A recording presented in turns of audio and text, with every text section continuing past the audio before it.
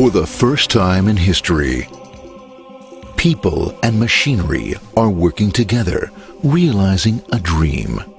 A uniting force that knows no geographical boundaries without regard to race, creed, or color. A new era where communication truly brings people together. This is the dawn of the net. Want to know how it works? Click here to begin your journey into the net. Now, exactly what happened when you clicked on that link? You started a flow of information. This information travels down into your own personal mailroom, where Mr. IP packages it, labels it, and sends it on its way. Each packet is limited in its size. The mailroom must decide how to divide the information and how to package it. Now, the package needs a label containing important information, such as sender's address, receiver's address, and the type of packet it is.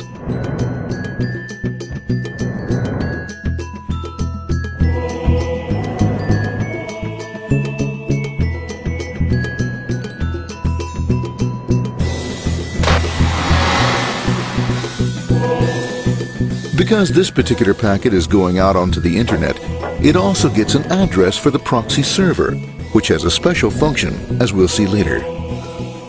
The packet is now launched onto your local area network, or LAN. This network is used to connect all the local computers, routers, printers, etc. for information exchange within the physical walls of the building. The LAN is a pretty uncontrolled place, and unfortunately, accidents can happen.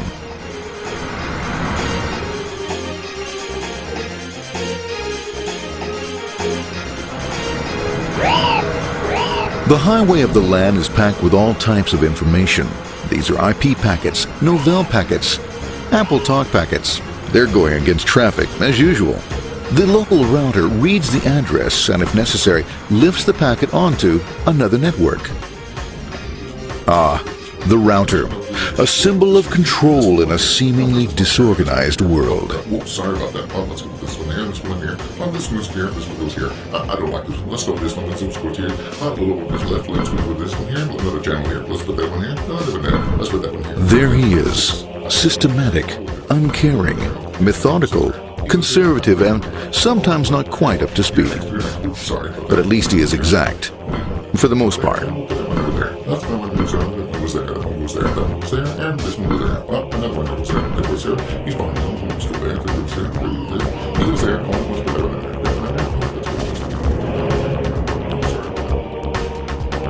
there. As the packets leave the router, they make their way into the corporate intranet and head for the router switch. A bit more efficient than the router switch plays fast and loose with IP packets, deftly routing them along their way.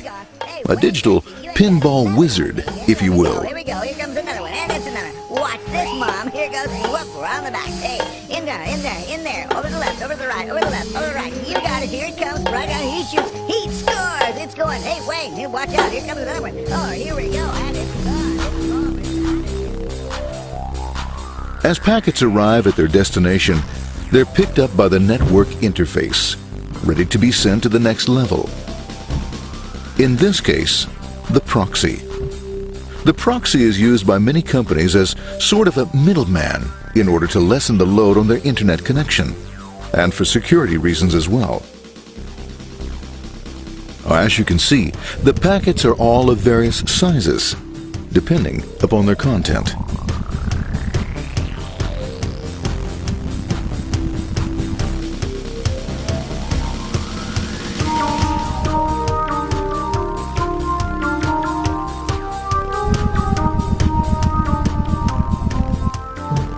The proxy opens the packet and looks for the web address, or URL.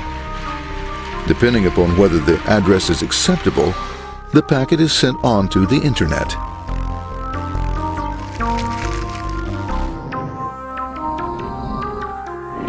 There are, however, some addresses which do not meet with the approval of the proxy, that is to say, corporate or management guidelines. these are summarily dealt with. We'll have none of that. For those who make it, it's on the road again.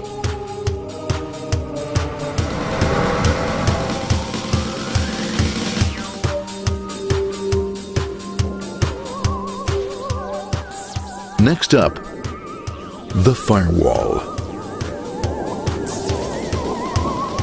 The corporate firewall serves two purposes.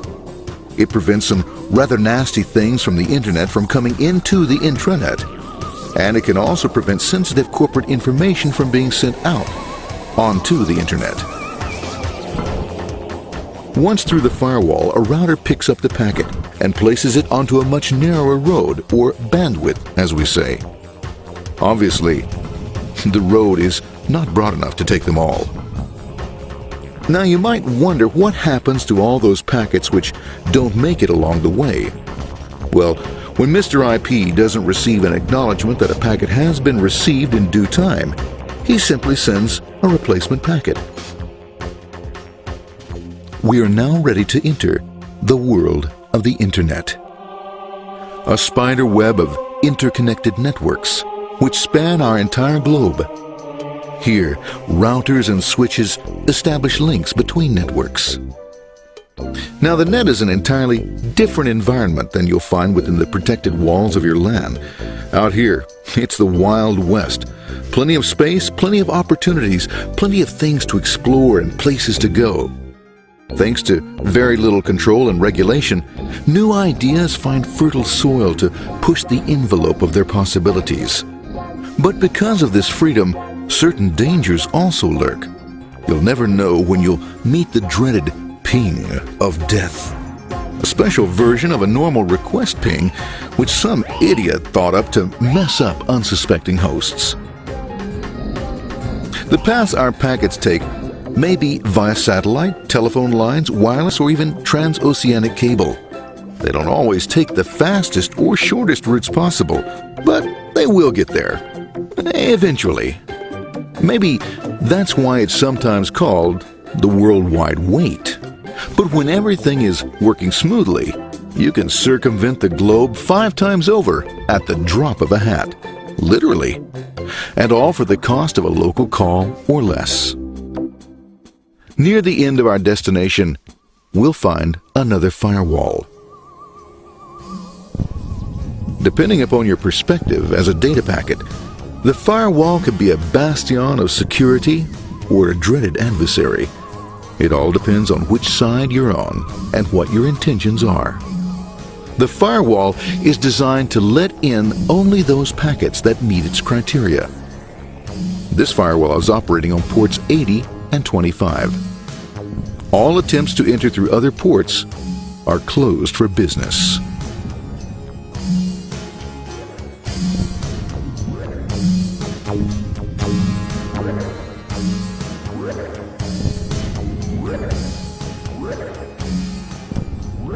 Port 25 is used for mail packets,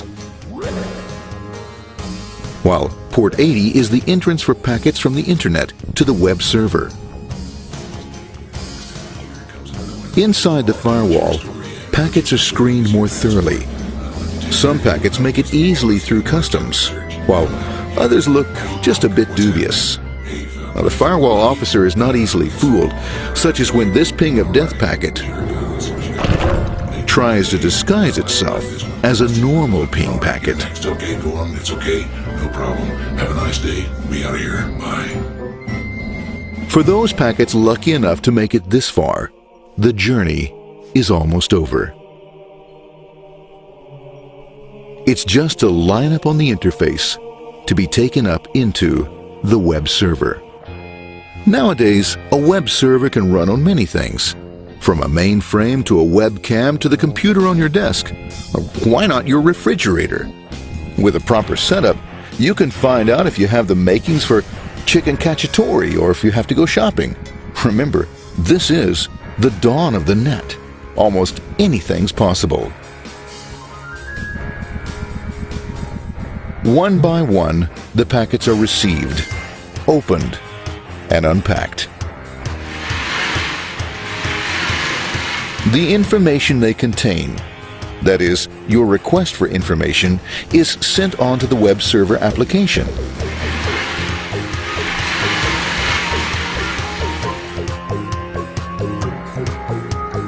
The packet itself is recycled, ready to be used again, and filled with your requested information.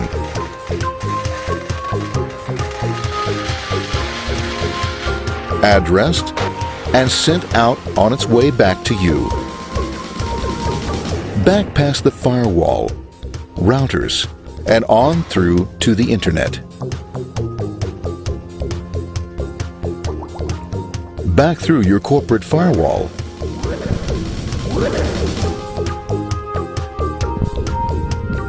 And onto your interface. Ready to supply your web browser with the information you requested. That is, this film.